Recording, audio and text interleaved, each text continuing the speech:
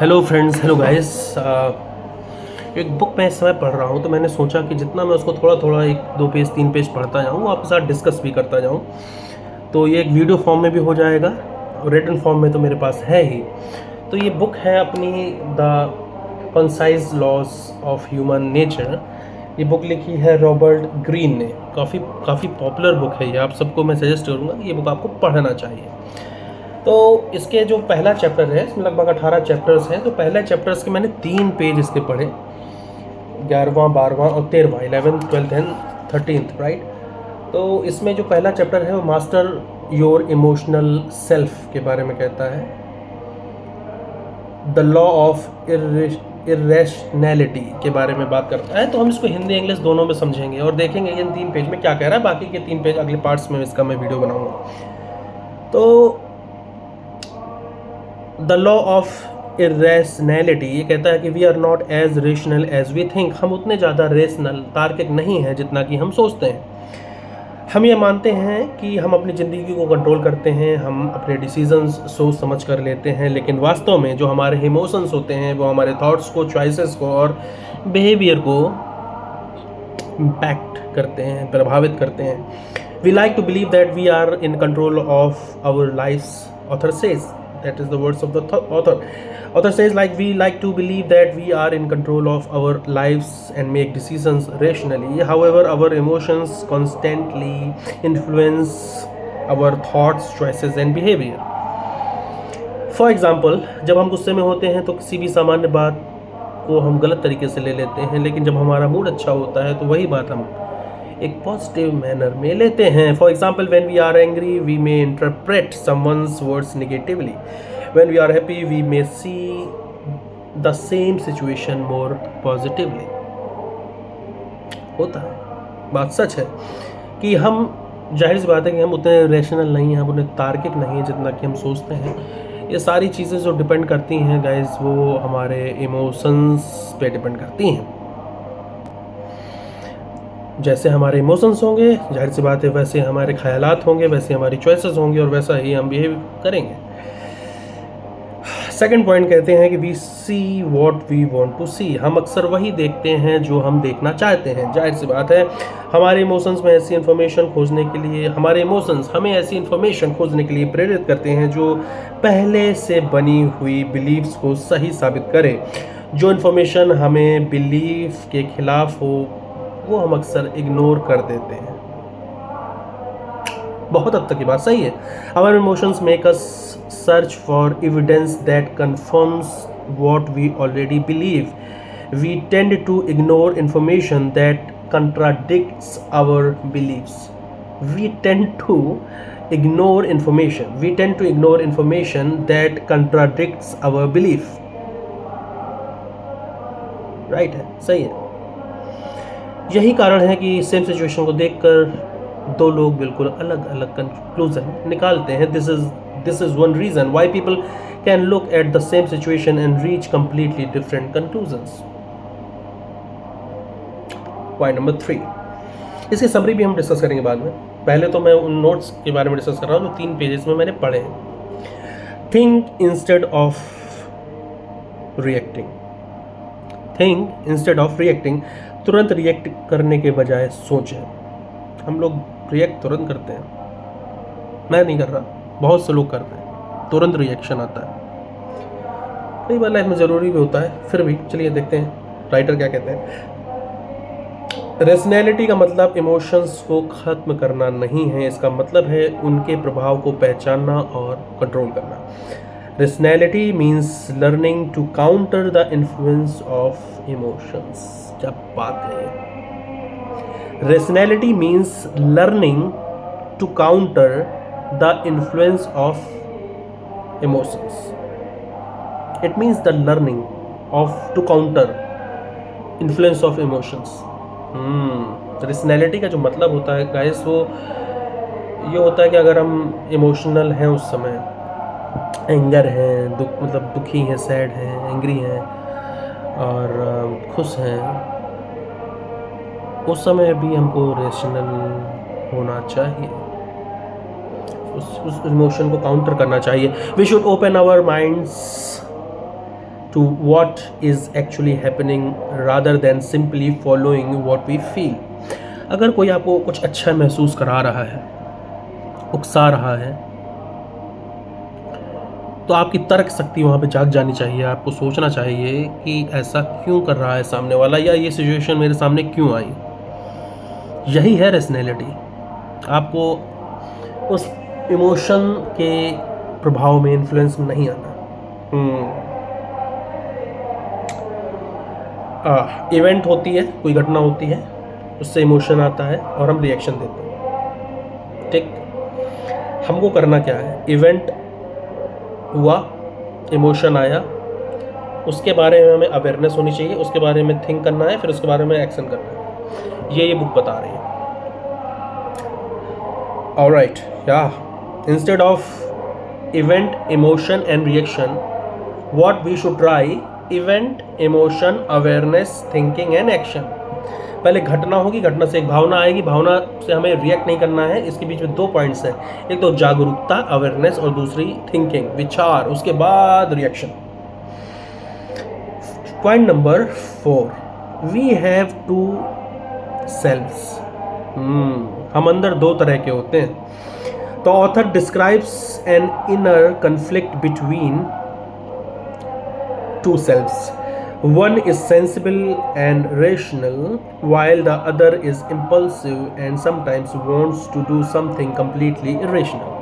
लेखक हमारे अंदर मौजूद एक तरह के इनर कन्फ्लिक्ट की बात करता है। हमारा एक हिस्सा सेंसिबल और रेशनल होता है, जबकि दूसरा हिस्सा इम्पल्सिव होता है, रिएक्टिव होता है, गुस्से वाला होता है, और कभी कभी हमें ऐसी चीज़ें करने के लिए मजबूर करता है जो हमें खुद भी बाद में बेवकूफ़ी लगती हैं।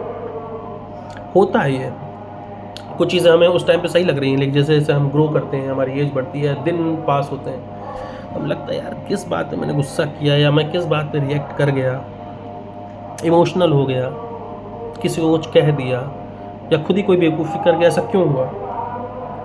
इससे ये बात प्रूफ होती है कि हमको वही point, event, emotion, awareness, thinking and action पे ही हमको चलना है।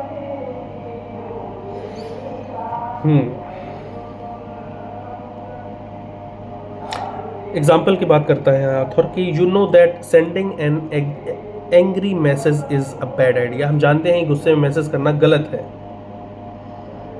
बट आपका इमोशन क्या कहता है? Send it right now. हम कुछ मैसेज कर देते, उसके बाद लगता है what did I do that, why did I do that, मैंने ऐसा क्यों किया। यही रेशनल सेल्फ और इमोशनल सेल्फ के बीच कॉन्फ्लिक्ट है। What a point, what a point. एक है रेशनल सेल्फ, एक है इमोशनल सेल्फ। हमको रेशनल सेल्फ की तरफ जाना है, इमोशनल सेल्फ की तरफ हमें नहीं जाना। एक आदमी की डुअल पर्सनैलिटी है, एक रेशनल सेल्फ है, एक इमोशनल सेल्फ है। The author emphasizes on that.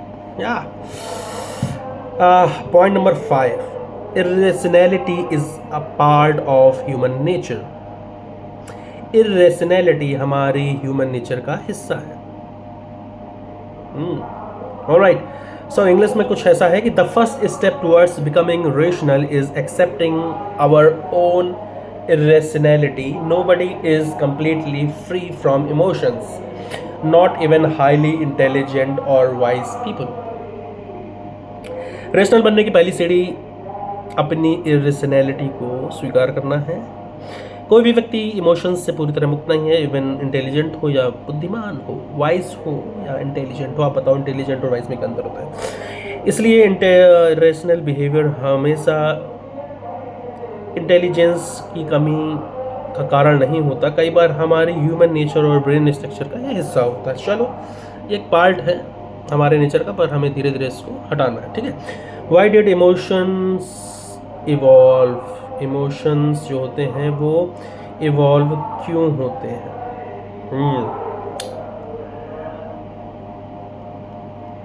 Y did emotions evolve? Emotions evolution में क्यों विकसित हुई? Okay, millions of year ago survival dependent on quick instincts. Yes, correct है। Animal had to detect danger and respond immediately. लाखों साल पहले animals के लिए सर्वाइवल सबसे महत्वपूर्ण था. उसने खतरे को पहचान कर तुरंत प्रतिक्रिया देनी पड़ती थी. Animals had to detect danger and respond immediately. Survival dependent on quick instincts billions of years ago. For example, danger, fear and fight. There was no time for complicated reasoning. हमारे पास complicated reasoning का कोई time नहीं था, क्योंकि danger आता था, डर लगता था और हमला कर देते थे. हम एक हथियार उठा लेते थे, राइट, या फिर हम भागते थे.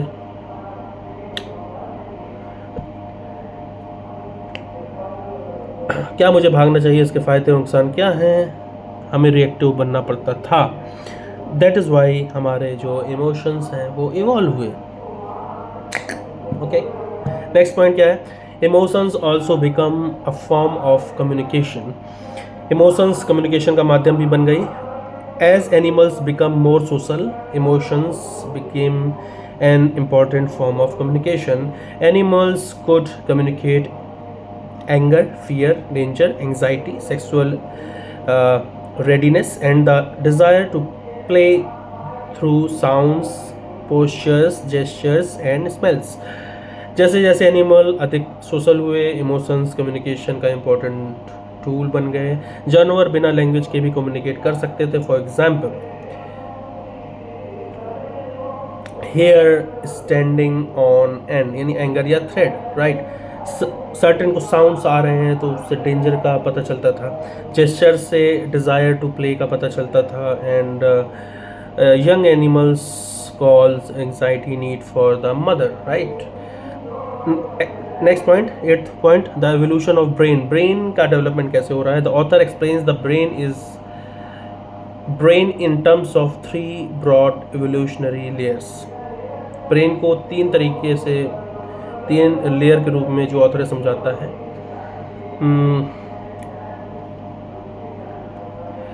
रेप्टिलियन ब्रेन, लिम्बिक ब्रेन और नियोकॉर्टेक्स. ठीक है, ब्रेन के 3 हिस्सों को समझाते हैं. एवोल्यूशन ऑफ ब्रेन के बारे में बात कर रहे हैं. तो रेप्टिलियन ब्रेन क्या होता है? ये दिमाग का जो हिस्सा है रेप्टिलियन ब्रेन, वो ऑटोमेटिक और इंस्टिंक्टिव रिस्पॉन्स करता है.